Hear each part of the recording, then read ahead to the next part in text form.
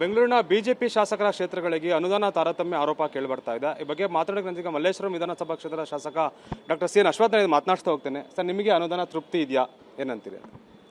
ಖಂಡಿತ ತೃಪ್ತಿ ಆಗೋ ಪ್ರಶ್ನೆ ಏನಿಲ್ಲ. ಅವಶ್ಯಕತೆ ಭಾಳಷ್ಟು ಇರ್ತದೆ. ಏನು ಕೊಟ್ಟಿದ್ದಾರೆ, ಅಲ್ಪ ಸ್ವಲ್ಪ ಕೊಟ್ಟಿದ್ದಾರೆ. ಕೊಟ್ಟಿರೋ ಬಗ್ಗೆ ಗೌರವ ಇದೆ. ಆದರೆ ಸಮಾನವಾಗಿ ಹಂಚಿಕೆ ಆಗಿಲ್ಲ ಅನ್ನೋಂಥ ಒಂದು ನೋವಿದೆ. ಸಮಾನವಾಗಿ ಹಂಚಿಕೆ ಮಾಡಬೇಕು.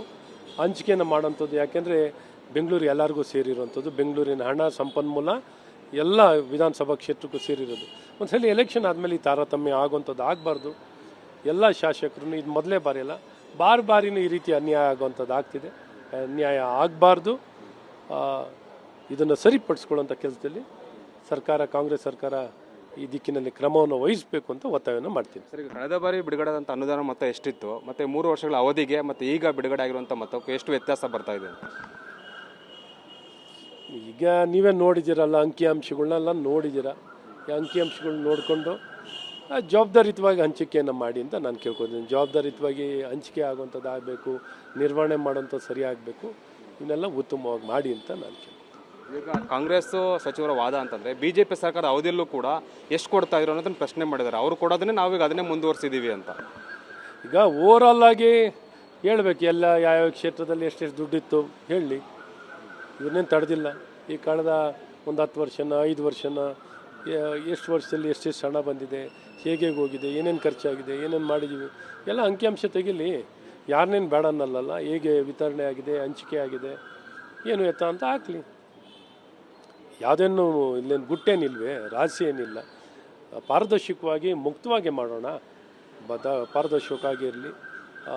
ಜನರಿಗೆ ಎಲ್ಲ ರೀತಿಯಾದಂಥ ಮಾಹಿತಿಗಳನ್ನು ಒದಗಿಸಿ, ಹಾಗೆ ಅವ್ರಿಗೆ ಕ್ರಮಬದ್ಧವಾಗಿದ್ದರೆ ಕ್ರಮಬದ್ಧವಾಗಿದೆ ಅಂತ ಹೇಳಲಿ. ಯಾವ ರೀತಿ ಹೆಂಗೆ ಹಣಗಳು ಎಲ್ಲೆಲ್ಲಿ ಹೋಯ್ತು, ಹೇಗೆ ಖರ್ಚು ಮಾಡೋದು ಅಂತ ಸಂಪೂರ್ಣವಾಗಿ ಡೀಟೇಲಾಗಿ ಜನರಿಗೆ ತಿಳಿಸುವಂಥ ಕೆಲಸ ಮಾಡಲಿ. ಕಳೆದ 15 ವರ್ಷನೋ 10 ವರ್ಷನೋ 5 ವರ್ಷನೋ ಎಲ್ಲ ವರ್ಷದ ಹಣಗಳು ಹೇಗೆ ಬರ್ತು ಅಂತ ಪ್ರತಿಯೊಬ್ಬರು ಗೊತ್ತಾದರೆ ಒಳ್ಳೆಯದು. ಇವತ್ತು ಎಷ್ಟು ಹಣ ತೊಗೊಂಡೋಗಿದ್ದೀವಿ ಅನ್ನೋಕ್ಕಿಂತ ಎಷ್ಟು ಉತ್ತಮವಾಗಿ ಕೆಲಸ ಮಾಡ್ತೀವಿ, ಎಷ್ಟು ಜವಾಬ್ದಾರಿಯುತವಾಗಿ ಕೆಲಸ ಮಾಡ್ತೀವಿ, ಅದು ಭಾಳ ಮುಖ್ಯನೇ. ಹಾಗಾಗಿ ಇವತ್ತೆಲ್ಲ ಕಸ ವಿಲೇವಾರಿ ನೋಡಿ, ಎಲ್ಲೆಲ್ಲೋ ಎಷ್ಟು 1,500 ಕೋಟಿಗಿಂತ ಹೆಚ್ಚು ಖರ್ಚು ಮಾಡ್ತಿದ್ದಾರೆ. ಇನ್ನು ಮುಂದಿನ ದಿನದಲ್ಲಿ ಅದು 2,500 ಕೋಟಿಗೆ ಹೋಗ್ತಿದೆ. ಏನು ಪ್ರಯೋಜನ? ಏನು ಪ್ರಯೋಜನ? ಕಸ ಎಲ್ಲೆಲ್ಲಿ ನೋಡ್ರು ಕಸನೇ. ಮೋರಿಗೆ ಹೋದ್ರು ಕಸ, ರೋಡ್ನಲ್ಲಿ ನೋಡ್ರು ಕಸ, ಎಲ್ಲಿ ನೋಡ್ರು ಕಸ ಕಸ ಕಸ ಕಸ ಕಸ ಬರೀ ಕಸ ನೋಡೋದೇ ಆಗುತ್ತೆ. ಸೊ ಈ ಕಸಗಳನ್ನ ನಿರ್ವಹಣೆ ಮಾಡೋದಾಗಲಿ, ಇಷ್ಟೆಲ್ಲ ಮಾಡಿದ್ರು ರೋಡ್ಗಳು ಗುಂಡಿನೇ, ಏನು ಮಾಡಿದ್ರು ಫುಟ್ಪಾತು ಗುಂಡಿ ಹೋಗಿರ್ತದೆ. ಸೊ ಯಾರಿಗೇನು ಹೇಳ್ತೀರಾ?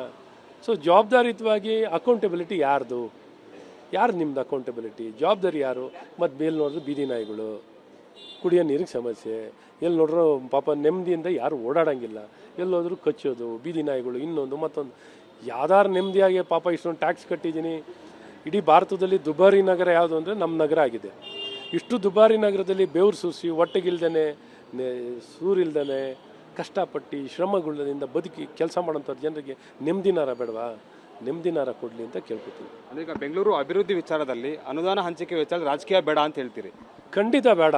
ನಿಮ್ಮ ಆಡಳಿತ ವಿಶ್ವಾಸ ಗಳಿಸ್ಕೊಳ್ಳೋಕ್ಕೆ, ಜನರು ವಿಶ್ವಾಸ ಗಳಿಸ್ಕೊಳ್ಳೋಕ್ಕೆ ಗುಣಮಟ್ಟದ ಆರೋಗ್ಯ ಸೇವೆ ಕೊಡಿ, ಗುಣಮಟ್ಟದ ಶಿಕ್ಷಣ ಕೊಡಿ, ಕೌಶಲ್ಯತೆ ಕೊಡಿ, ಉದ್ಯೋಗ ಕೊಡಿ, ಸುರಕ್ಷಿತವಾದ ರಸ್ತೆಗಳು ಕೊಡಿ, ಕಾನೂನು ಸುವ್ಯವಸ್ಥೆ ಕೊಡಿ. ಜನ ಕೊಡ್ತಾರೆ ಮೆಚ್ಚುಗೆನ. ಜನ ಮೆಚ್ಚುಗೆನ ಕೊಡ್ತಾರೆ. ಜನ ಮೆಚ್ಚುಗೆನ ಕೊಟ್ಟು ಅಪ್ರಿಷಿಯೇಟ್ ಮಾಡ್ತಾರೆ. ಇಷ್ಟು ಕೂಡ ಮಲ್ಲೇಶ್ವರ ಕ್ಷೇತ್ರದ ಬಿಜೆಪಿ ಶಾಸಕ ಡಾಕ್ಟರ್ ಸಿ ಎನ್ ಅಶ್ವಥ್ನವರ ನೇರವಾದ ಮಾತು. ಅಭಿವೃದ್ಧಿ ವಿಚಾರದಲ್ಲಿ ರಾಜಕೀಯ ಬೇಡ, ಬೆಂಗಳೂರಿನ ಸಮಗ್ರ ಅಭಿವೃದ್ಧಿಗೆ ಕೈ ಜೋಡಿಸಬೇಕು ಅನ್ನೋದು ಮಾತನ್ನು ಹೇಳ್ತಾ ಇದ್ದಾರೆ. ಕ್ಯಾಮ್ರಾ ಪರ್ಸನ್ ಪ್ರಣೇಶ್ ಜೊತೆ ಅನಿಲ್ ಕಲ್ಕೆರೆ, TV9 ಬೆಂಗಳೂರು.